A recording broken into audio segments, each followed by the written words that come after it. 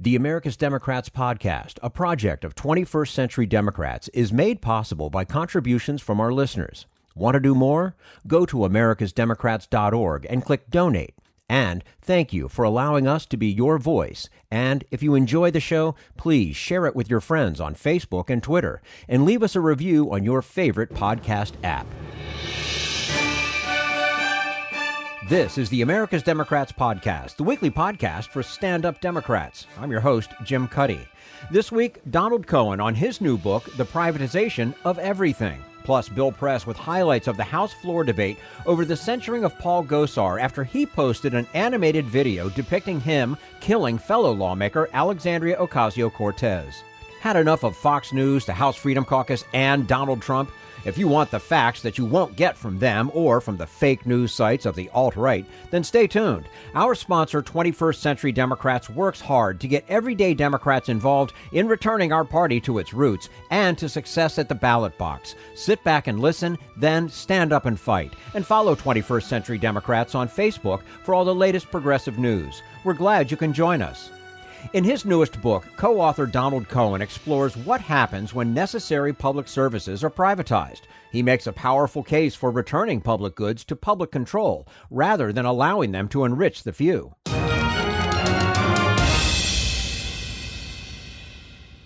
And we say hello to Donald Cohen, founder of In the Public Interest, an organization dedicated to shared prosperity and the common good. He's also a founding board member of the Partnership for Working Families and recently co-author with Alan McCallion of The Privatization of Everything, How the Plunder of Public Goods Transformed America and How We Can Fight Back. Donald Cohen, thank you so much for joining us today on the America's Democrats podcast. Thanks so much for having me. I'm looking forward to the discussion. And we appreciate your time with us. This book chronicles the efforts to turn our public goods into private profit centers. For the purpose of the book, how do you define public goods? Yeah, we define it in kind of pretty simple ways. Economists have very specific economic definitions, but we use a different definition. That is essentially, the things that we need to do for everybody and that we have to therefore do together.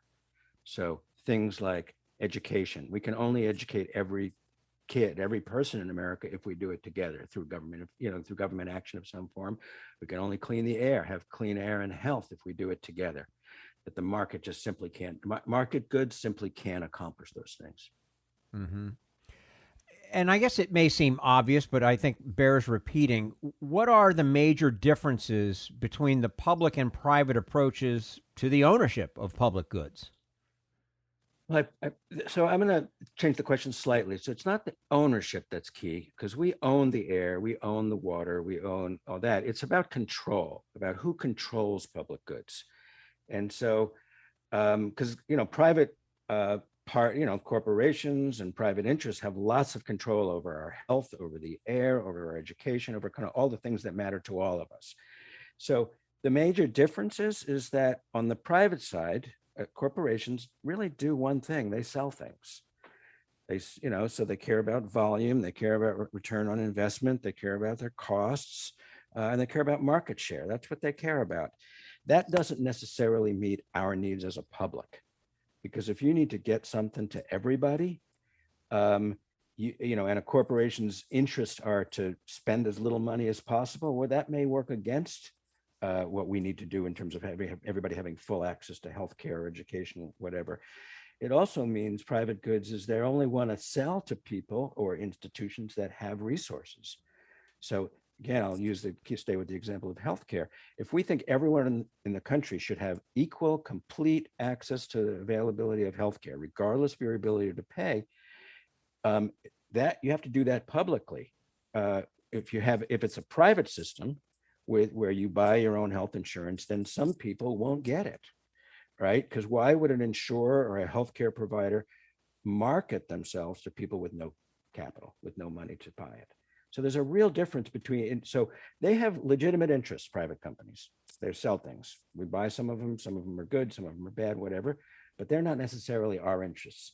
And therefore their incentive structures to sell as much as possible, which creates some distortions, to cut his costs as much as possible. That can create problems, and to exclude people who don't have the resources. That is also is a problem. Well, when public goods do fall into the control of private hands, what is lost?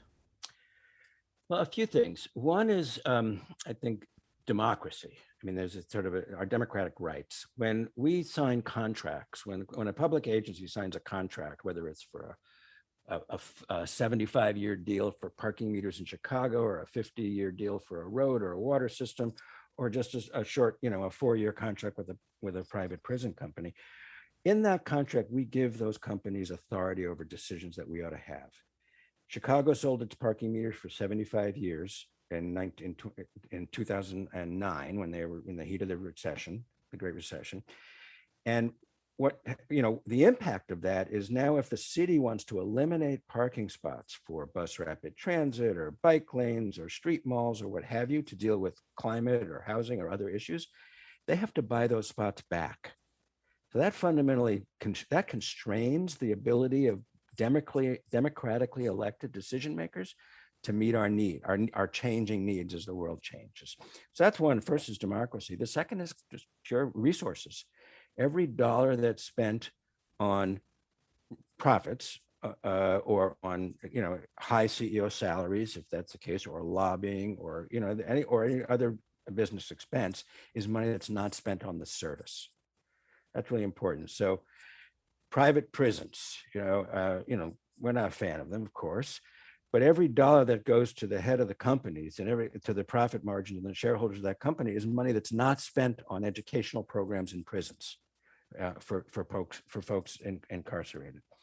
And then we lose transparency. We lose the ability to ask questions about our stuff, our public things, because they go behind the firewall of trade secrets. Just one example is charter schools, which are publicly funded, privately operated, some nonprofits and for-profits.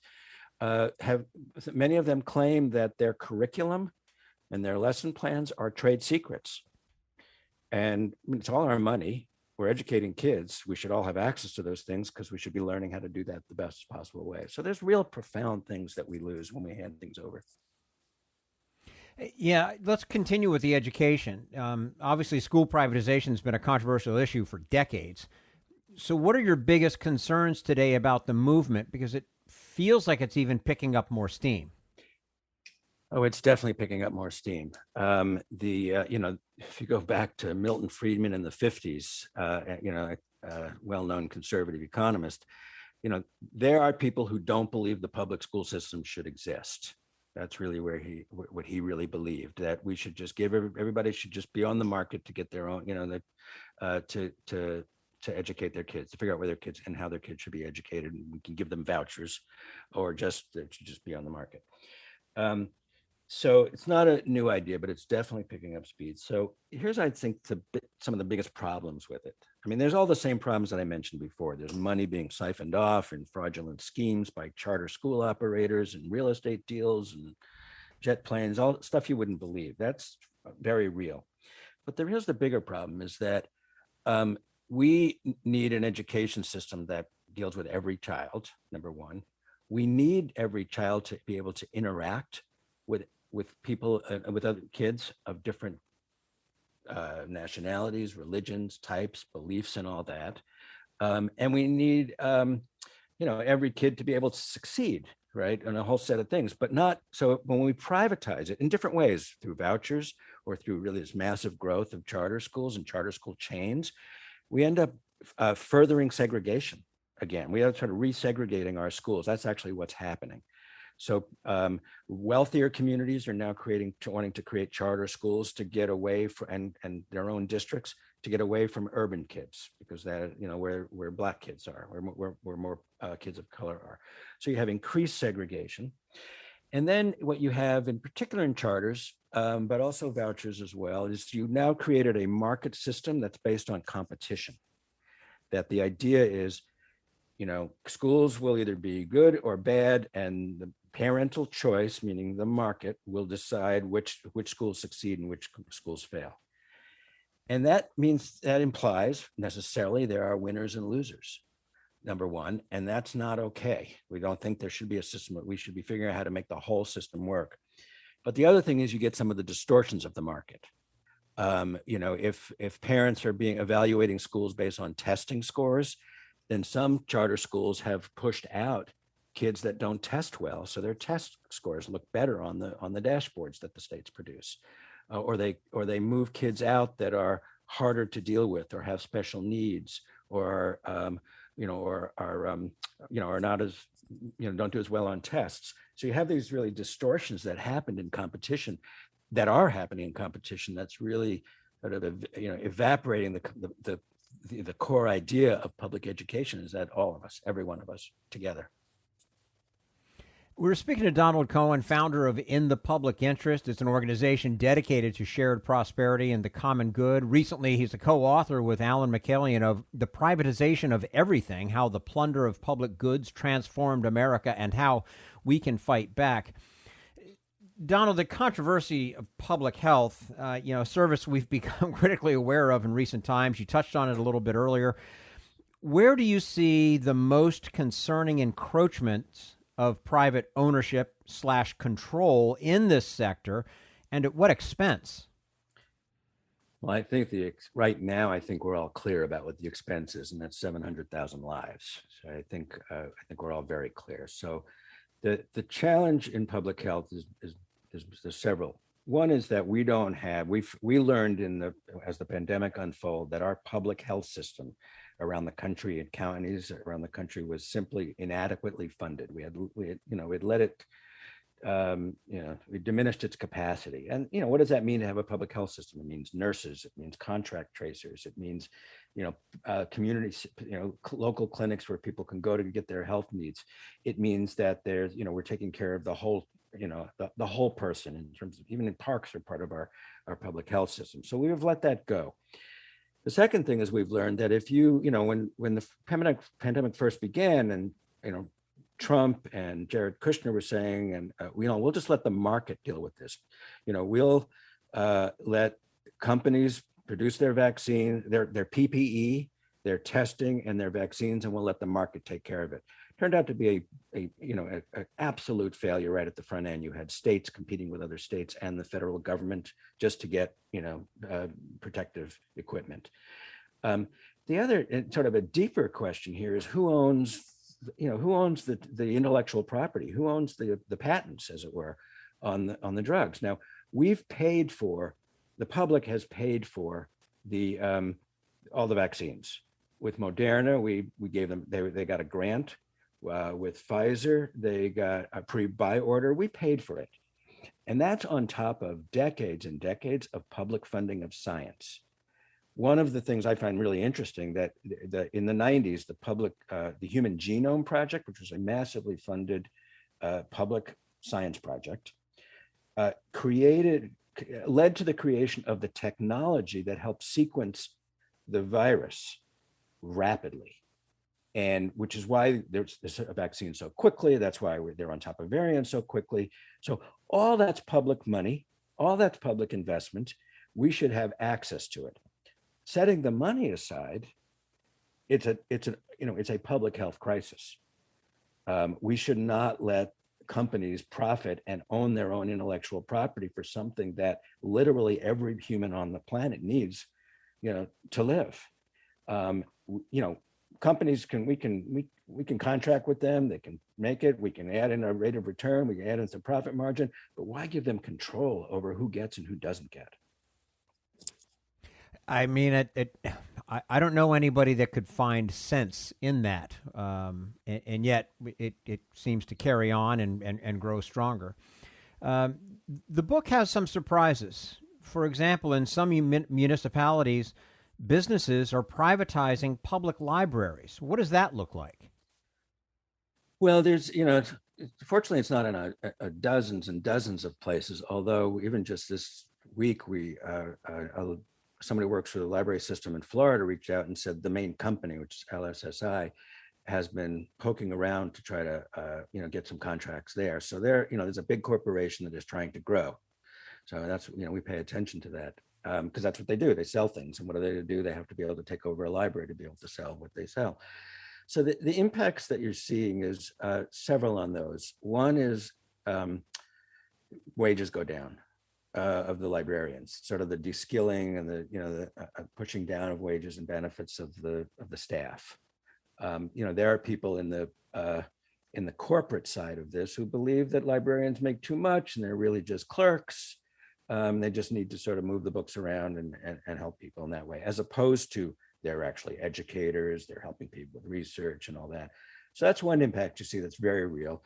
The other impact you see is, sort of like you see in some of the bigger bookstores, you saw in some of the bigger bookstores, is that, bulk buying, so less diversity of the collection. So, which I think is really important. You need both local control over that, librarian control. They know what's going on in their community. Plus, you just need diversity of thought and ideas, and all that. So, in that, that has a big impact on just sort of the general intellectual, development of the country. And people forget about some people go to libraries, some people don't go to libraries. But it's remarkable how many people believe that libraries are a key part of our community, where people come together to learn, to look on the internet, to do certain things.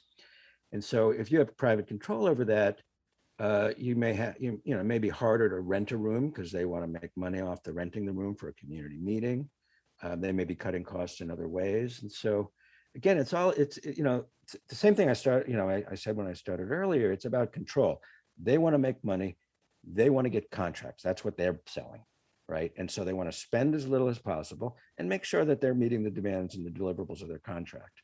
Those are incentives that, really could get in our way, and they always do. All of a sudden, I'm sitting here thinking, can you imagine having to pay to get into a library? I mean, Exactly. how far would somebody take this? Well, we haven't seen that yet, but there are certainly people who would believe that. What do we need libraries for? We've got Barnes and Noble. Absolutely. Right. Yeah, absolutely. Yeah. So now I guess on some levels we can understand why private businesses may have an interest in owning or controlling public goods, but what are politicians willing to go along with? Well, they're willing to go along with a lot. Let me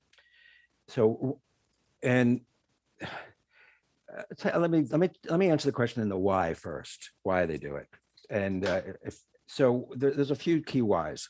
One is they have relationships with private companies, and they think, all right, well, they can do it better, and they're believers, right, or they're friends, or they're campaign contributors, or what have you, right? So there's that. There's those relationships.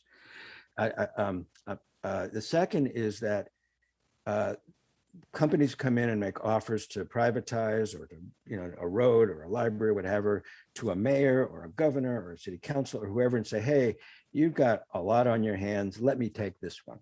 And, so let me solve one of your problems. And, if you're a mayor and you got a lot of problems, okay, well, that sounds good. I'll just sign a contract, and then it's their headache. And third, they're what's the word? Sort of taken by the ideas of one is no new taxes, you won't have to pay anything. That's always part of the sales job. No new taxes. You'll be able to save money. I'll come back to that. And business is efficient, and and government's not. And so that last thing is a real problem, because one is let's take them. I'm going to take them separately. No new taxes is nonsense. First off, for everything that we're talking about, you have to pay for it. If you have to pay for all these libraries and roads and all this stuff, there's only one source of money for anything in America, and that's us, through taxes, tolls, and fees. That's it. There's nothing else. So if they don't have to add new taxes, the fees are going to go up. It's that simple. And that's what happens in water systems every time they're privatized. The fees go up because you got to pay for things. But then the question of efficiency, it's that's sort of baked into all of us, that we think things should be efficient and maybe business is more efficient. But I ask a very simple question, because efficiency is less money spent, less effort and money spent for more product out. Our question is always, what are you going to spend less on? Are you going to reduce wages and benefits? Are you going to have fewer staff? Are you going to use less high quality, material? What have you? It's real stuff you're going to spend money on. So all those things sound, add up to, and then there are conservatives who believe that, in small government and want to dismantle government. So there's sort of this confluence of, of forces where it's not all Republicans and it's sort of across the board, taken by these set of ideas and purposes. Mm-hmm. Now, the book includes what you describe as a roadmap for taking our country back. Give us a sense of what that struggle entails.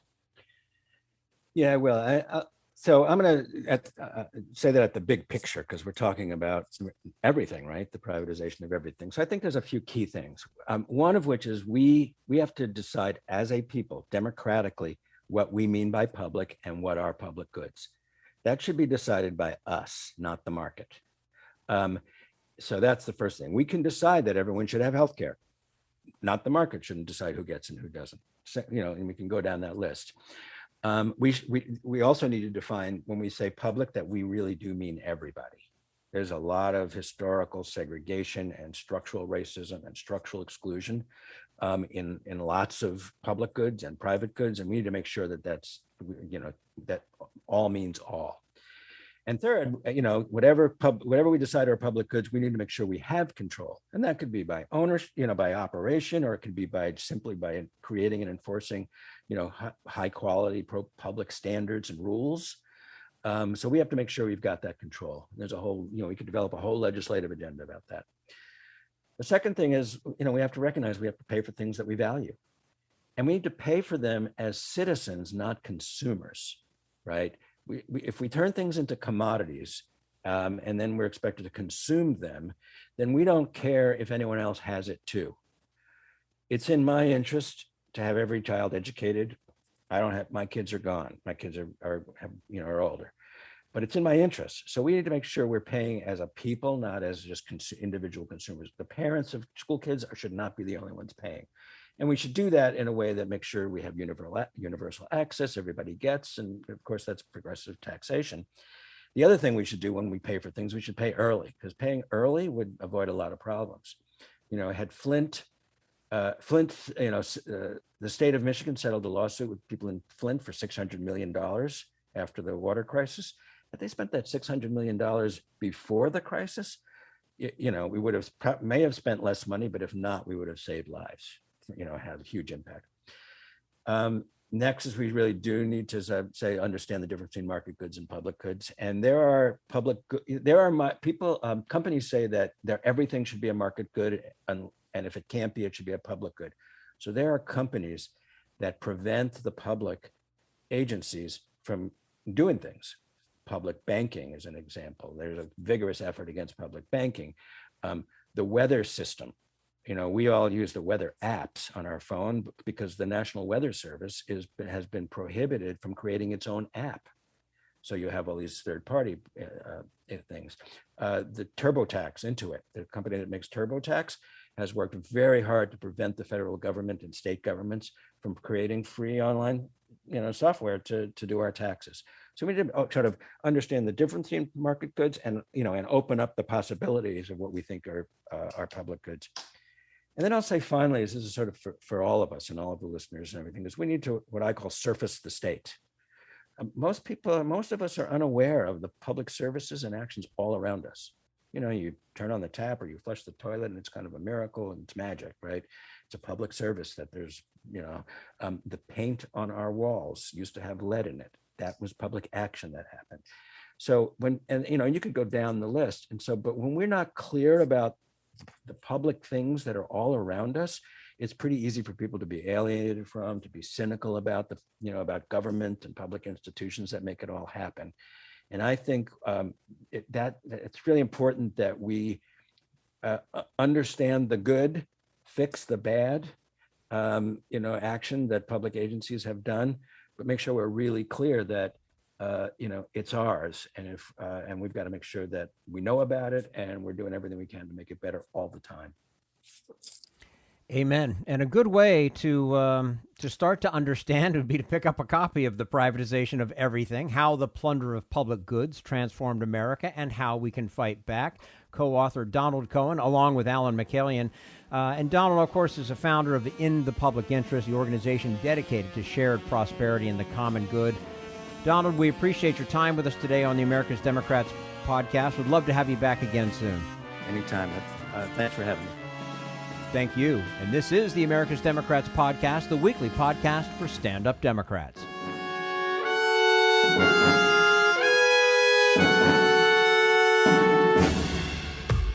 We want you to sit back and listen to this americasdemocrats.org podcast, a project of 21st Century Democrats. But we need you to stand up and fight. Do you want to get involved and help get our party back to its roots and to success at the ballot box? You can make your contribution to help us keep this show going and to elect Democrats who will stand up for democratic principles. Go to americasdemocrats.org and click on Donate at the top of the page. This Social Security measure, I believe that we must pass legislation to provide medical care.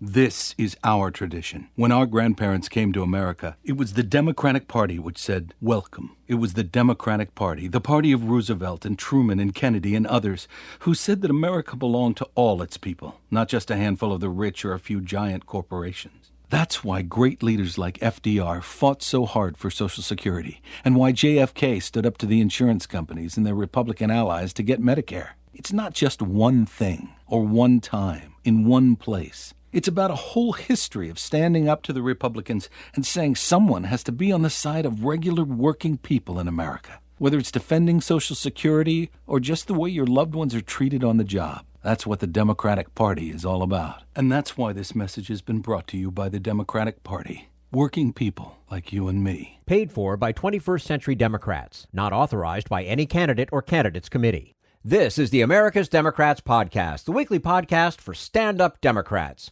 Coming up next, highlights from the House debate over a resolution to censure Republican Paul Gosar. But first, we turn to Jim Hightower, America's #1 populist, for his common sense commentary. Corporate bosses across America have been sputtering in outrage at you working stiffs this summer, spewing expletives about the fact that while the U.S. economy has been coming back, you haven't. Labor shortage, they squeal, lazily accusing the workforce of mass laziness. They charge insultingly that millions of workers got used to laying around during the pandemic, noting that there is now an abundance of jobs open for everything from restaurant workers to nurses. The bosses and their political dogs bark that you people need to get back in the old harness and start pulling again. Adding a nasty bite to their bark, several GOP governors cut off unemployment benefits to people, hoping to force them to work. Other businesses have proffered signing bonuses, free dinner coupons, and other lures, while such notoriously mingy outfits as McDonald's and Walmart have even upped their wage scale in an effort to draw workers. Yet, no go. In fact, to the astonishment of the economic elite, the employment flow this year is going the other way. Record numbers of current workers in all sorts of jobs in every section of the country are voluntarily walking away. There's even an official economic measurement of this phenomena called the quits rate, and it is surging beyond anything our economy has experienced in modern history. In April, 4 million workers quit. In May, another 3.6 million left, and in June, 3.9 million said adios. The quits are so unexpected and so widespread that pundits have started dubbing this year the Great Resignation. This is Jim Hightower saying, what's wrong with people? Why are such staggering numbers of Americans failing to do their jobs? But wait, maybe that's the wrong question. Maybe the corporate system's jobs are failing the people. Consider this. The most common comment by those who are walking out is, I hate my job. The Hightower Radio Lowdown is brought to you by our new Lowdown Happy Hour, now live streaming on Facebook from the Chat and Chew Cafe, with kick-ass political spark plugs like Beto O'Rourke, musical champions like Marcia Ball, and grassroots change makers like the New Georgia Project and People's Action. The Lowdown Happy Hour is reaching out to you to help put the move in movement. So grab a libation and join the fun. Details at hightowerlowdown.org. This is the America's Democrats podcast, the weekly podcast for stand-up Democrats. And now Bill Press with highlights of the floor debate leading up to the vote to censure Representative Paul Gosar and remove him from his committee assignments. We cannot have a member joking about murdering each other or threatening the President of the United States. This is both an endangerment of our elected officials and an insult to the institution of the House of Representatives. It's not just about us as members of Congress. It is a danger that it represents to everyone in the country. Women across the country particularly feel vulnerable if insults of the nature that existed in this House are allowed to stand. When a member uses his or her national platform to encourage violence, tragically, people listen to those words and they may act upon them. As the resolution states, depictions of violence can foment actual violence and jeopardize the safety of elected officials, as witnessed in this chamber on January 6th. It is inconceivable that a member of our community here would wish to repeat the violence of that dark day. As a woman, Speaker of the House, I want to be clear. These threats specifically target a woman of color, which is part, as the resolution states, a global phenomenon meant to silence women and discourage them for seeking positions of authority and participating in public life. Again, this is about workplace harassment and violence against women. Yet, the member has never apologized for his actions. It's a cartoon. Relax, he said. Really? A cartoon? Relax? Disguising death threats against a member of Congress and a President of the United States in an animated video does not make those death threats any less real or less serious. And indeed, conveying them this way makes them potentially more dangerous by normalizing violence. It isn't funny. And yes, you have a right to speak, and so do we have a right to react to what you are saying when you are threatening the lives of members of Congress and the President of the United States. It is sad that this entire House must take this step because of the refusal of the leadership of the other party.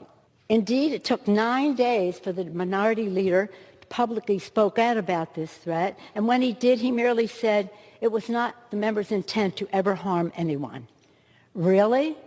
Then from the sublime to the ridiculous, Speaker Pelosi, followed by wannabe Speaker, House GOP leader Kevin McCarthy. House Democrats are preparing once again to break another president of the United States House of Representatives. It's an open secret that the American people are facing substantial challenges today. Many of these challenges are Washington-inflicted of one-party rule caused by a Biden administration incompetence and radicalism. Absolute chaos on the southern border, out-of-control crime, record-breaking gas prices and inflation, a broken supply chain, a historic labor shortage, a failing education system, and of course, the humiliating surrender in Afghanistan. Will this Congress be remembered as the Congress that addressed those serious challenges? Not a chance. Instead, I believe this Congress will go down in history as the broken Congress. For nearly 4 years, as the House Republicans have been voicing the needs of millions of Americans, House Democrats have broken nearly every rule and standard in order to silence dissident and stack the deck for their radical, unpopular agenda.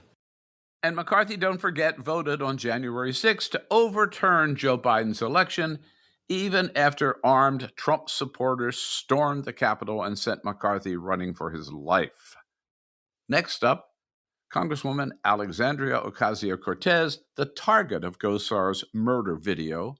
She fires back. I've been serving in this body just under 3 years. In that 3 years, enormous amount has happened.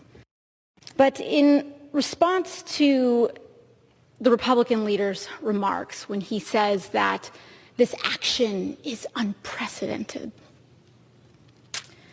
what I believe is unprecedented is for a member of House leadership of either party to be unable to condemn incitement of violence against a member of this body. It is sad. It is a sad day in which a member who leads a political party in the United States of America cannot bring themselves to say that issuing a depiction of murdering a member of Congress is wrong, and instead decides to venture off into a tangent about gas prices and inflation. What is so hard? What is so hard about saying that this is wrong? This is not about me. This is not about Representative Gosar. But this is about what we are willing to accept. Not just the Republican leader, but I have seen other members of this party advance the argument, including Representative Gosar himself, the illusion that this was just a joke, that what we say and what we do does not matter so long as we claim a lack of meaning. Now, this nihilism runs deep, and it conveys and betrays a certain contempt for the meaning and importance of our work here. That what we do, so long as we claim that it is a joke, doesn't matter. That what we say here doesn't matter. That our actions every day as elected leaders in the United States of America doesn't matter.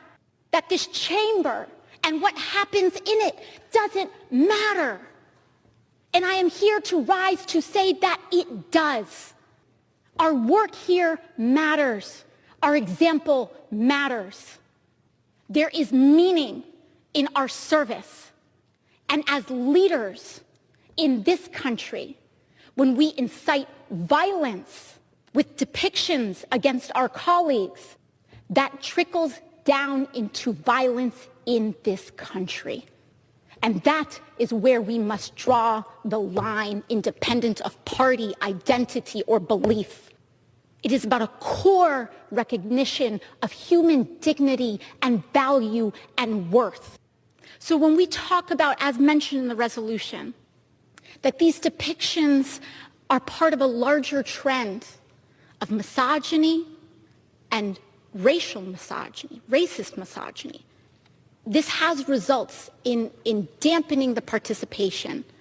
And so this vote is not as complex as perhaps the Republican leader would like to make folks believe. It's pretty cut and dry. Does anyone in this chamber find this behavior acceptable? Would you allow depictions of violence against women, against colleagues? Would you allow that in your home? Do you think this should happen on a school board, in a city council, in a church? And if it's not acceptable there, why should it be accepted here? Lastly, when the Republican leader rose to talk about how there are all of these double standards and lists a litany of all these different things, not once did he list an example of a member of Congress threatening the life of another. This is not about a double standard, and what is unprecedented and what is tragic is the descent of transgression in this body. I grew up as a little girl with awe about our nation's capital, the reverence and the importance and the gravity of our work here. So the question that I pose to this body in response is, will we live up to the promises that we make our children, that this is a place where we will defend one another regardless of belief, that our core human dignity matters? If you believe that this behavior is acceptable, go ahead, vote no. But if you believe that this behavior should not be accepted, then vote yes. It's really that simple. Finally, Paul Gosar himself, the nutty congressman from Arizona, uttered this pitiful attempt of an excuse, but no apology. I rise today to address and reject the mischaracterization, accusations from many in this body that the cartoon from my office is dangerous or threatening. It was not, and I reject the false narrative categorically. I do not espouse violence towards anyone. I never have. It was not my purpose to make anyone upset. I voluntarily took the cartoon down, not because it was itself a threat, but because some thought it was. Out of compassion for those who generally felt offense, I self-censored. Last week, my staff posted a video depicting a policy battle regarding amnesty for tens of millions of illegal aliens. This is an enemy that speaks to young voters who are too often overlooked. The cartoon directly contributes to the understanding and the discussion of the real-life battle resulting from this administration's open border policies. This body is considering passage of Mr. Biden's reckless, socialist, Marxist $4.9 trillion spending bill that provides $100 billion for amnesty to tens of millions of illegal aliens already in this country. Gosar, of course, ever loyal to Trump, also voted on January 6 against certifying Biden's election. Then followed other members of the House, Democrat and Republican. Again, notice the difference.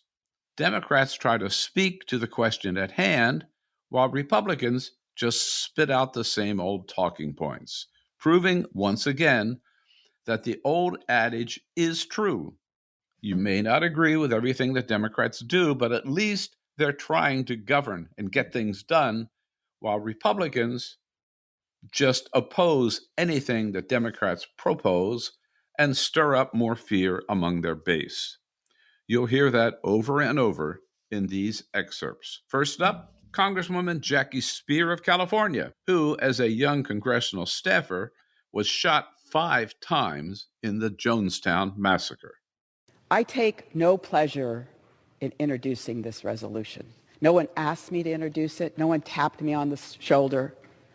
I am a victim of violence. I know what it's like. I also was in the gallery clamoring for life when the shots rang out in the Speaker's lobby. We're here today because a sitting member thought it was okay to post a deranged animated video of himself killing a fellow member of this House and also attacking the President of the United States. That video has been seen by 3 million people. It was up for over 2 days before it was taken down. Inciting violence begets violence. Congressman Ocasio-Cortez has become the go-to subject of the radical right to stir up their base, as too often is the case for women of color. It is disgusting and profoundly unacceptable. Tragically, the minority leader has not condemned the video. For 8 days, he said nothing. Silence normalizes violence. Violence against women in politics is a global phenomenon. A 2016 survey by the Interparliamentary Union found that 82% of women parliamentarians have experienced psychological violence, and 44% have received threats of death, rape, beatings, or abduction. The intent of these online threats against women is clear. Silence them, strip them of their power, and discourage them from running for office.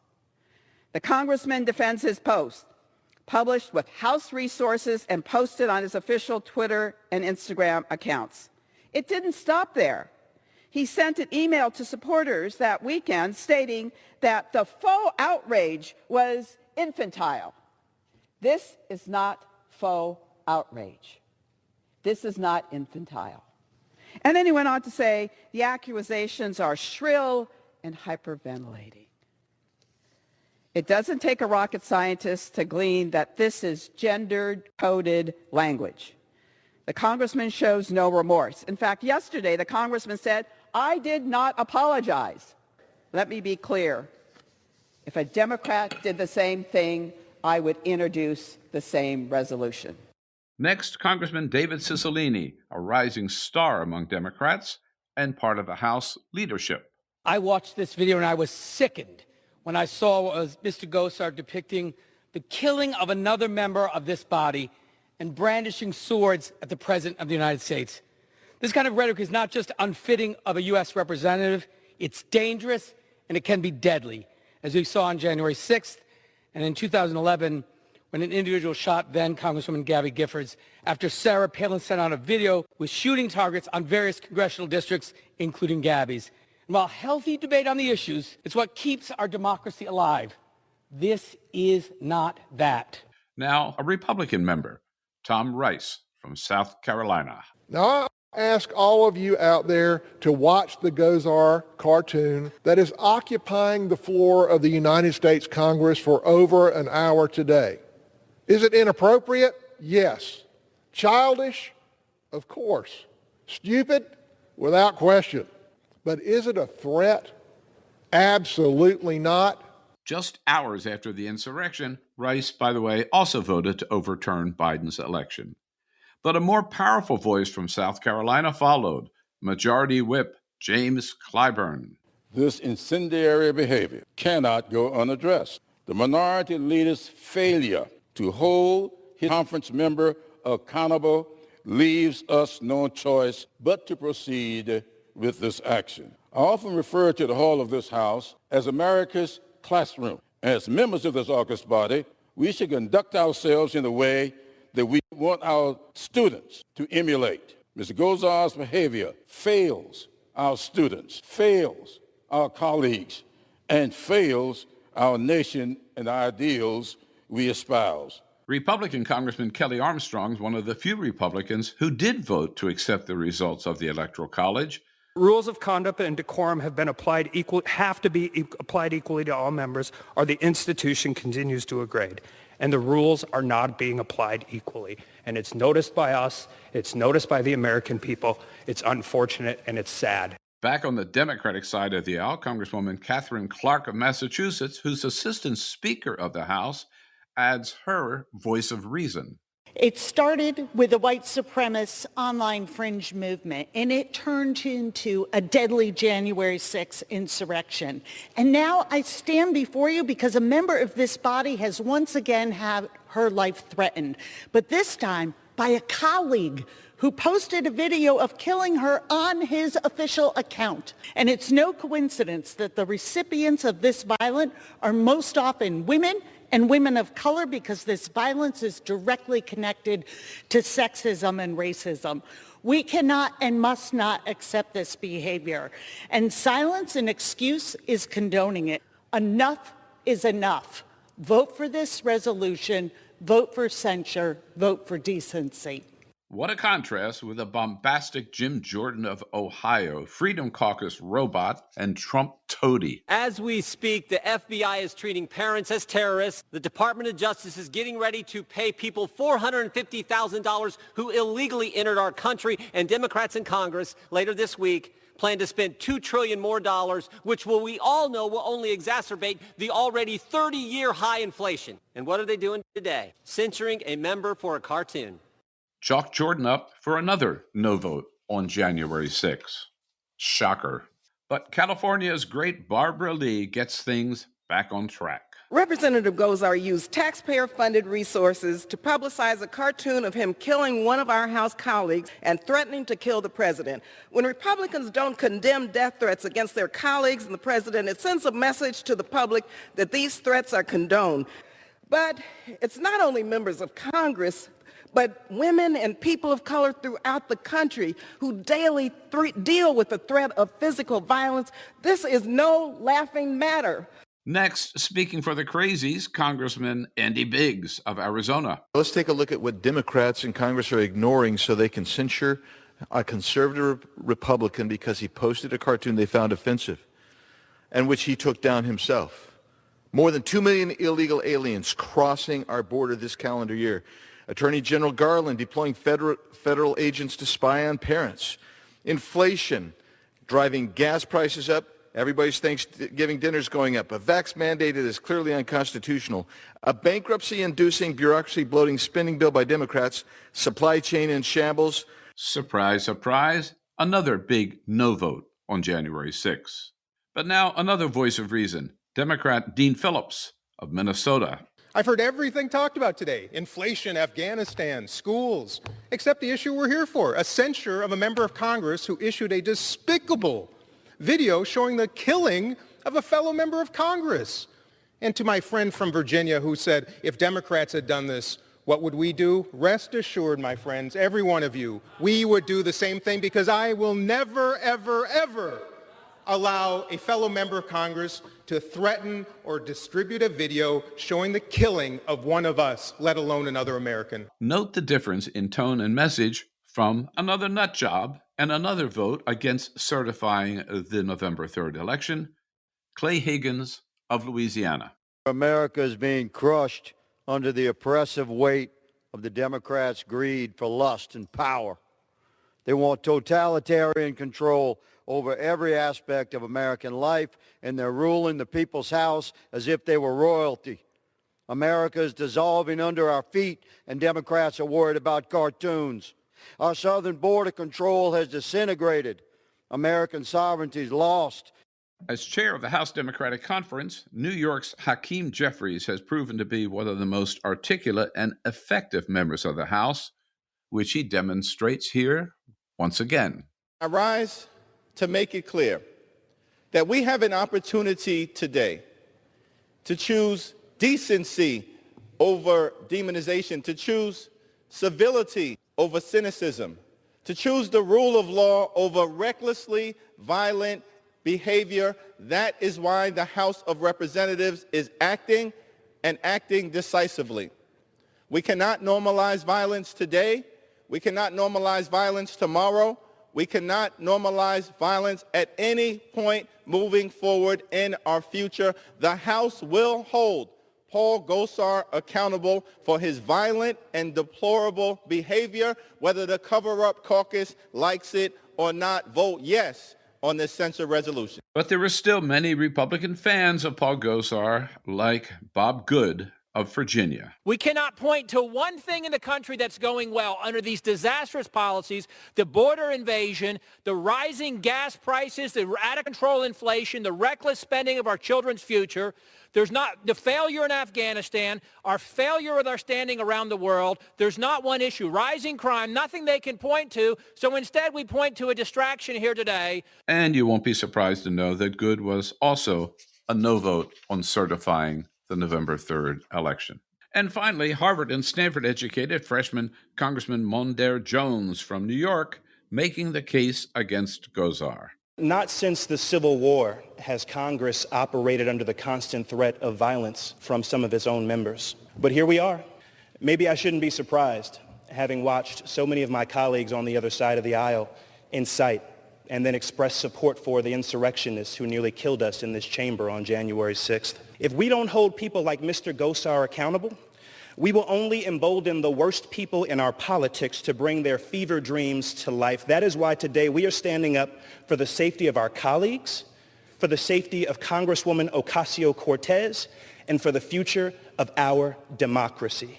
As you've heard, it was a powerful and passionate debate, indeed, one for the history books, but also a lopsided debate, one side making a strong, moral, fact-based argument, the other side spouting nonsense.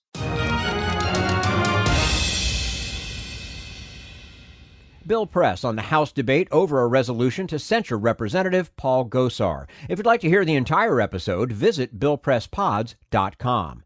And that's all for the America's Democrats podcast. Thank you to all who made today's show possible: Donald Cohen and the entire Bill Press team. And thank you for listening. If you liked what you heard, please get involved in our efforts to keep this show going and to elect Democrats who are bringing the party back to its roots. Go to americasdemocrats.org and click on Donate at the top of the page. And be sure to find 21st Century Democrats on Facebook and Twitter, and leave us a review on your favorite podcast app. For the America's Democrats podcast, I'm your host, Jim Cuddy. We want you to sit back and listen, but we need you to stand up and fight. Join us. Support the americasdemocrats.org podcast, a project of 21st Century Democrats, and help elect Democrats who will stand up for democratic principles with your contribution today. Go to americasdemocrats.org and click on Donate at the top of the page.